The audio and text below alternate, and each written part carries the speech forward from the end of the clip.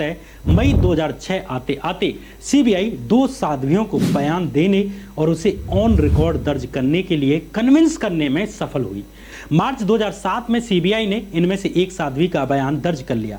साध्वी ने बताया कि मैंने अपने भाई के आग्रह के बाद साल 1999 में डेरा ज्वाइन किया था। शुरू में मुझे आश्रम से जुड़े एक हॉस्टल में रहने को मिला जिसे साध्वी निवास कहा जाता था।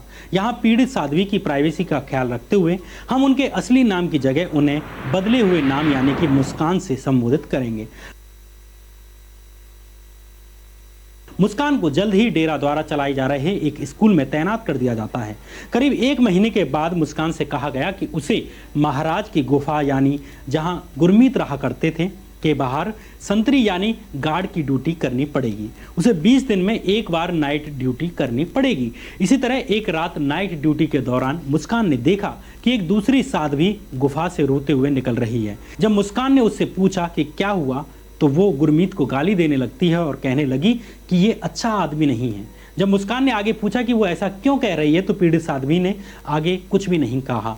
अगले दिन मुस्कान को पता चलता है कि उस साध्वी के पेरेंट्स डेरा आए हैं और उसे और उसकी बहन को घर ले गए हैं। ये एकमात्र इंसिडेंट नहीं था जब मुस्कान ने किसी साध्वी को रोते हुए गुफा से बाहर जाते हुए देखा हो। अक्सर इन साध्वियों को ये कहकर गुरमीत की गुफा में हाजिर होने के लिए कहा जाता था कि महाराज ने माफ़ी देने के लिए बुलाया है। इस बीच अब वो तारीख भी आ जाती है जब मुस्कान को भी गुफा में माफ़ी देने के लिए कहा जाता है।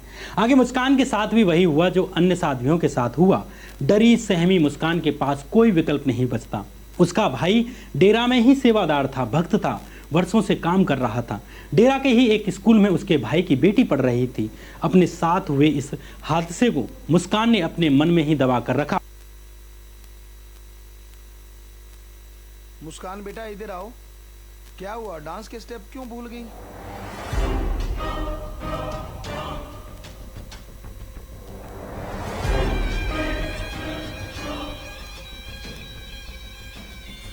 प्यारी सास संगे जियो। ये हमारी बेटी मुस्कान इंसा सड़क के किनारे मिली थी हमें बुरी हालत में। बड़ी जिद्दी है, छोटी छोटी जिद करती रहती है, पर आज इसकी जिद बहुत बड़ी है। पर क्या करें, हम बाप जो ठहरे। अपनी लाडली की ये जिद बाप पूरी नहीं करेगा तो कौन करेगा। इसलिए हम आपकी आखिरी ख्वाहिश जरूर पूरी करेंगे। आओ बेटा, हम तैयार हैं।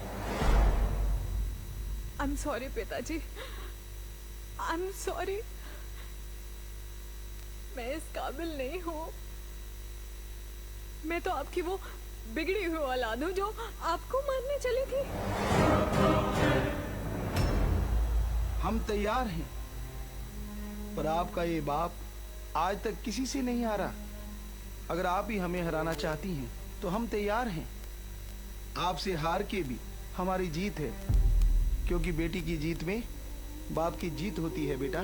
बस पिताजी बस। मैं आपकी बेटी के हिलाने के लायक नहीं हूँ।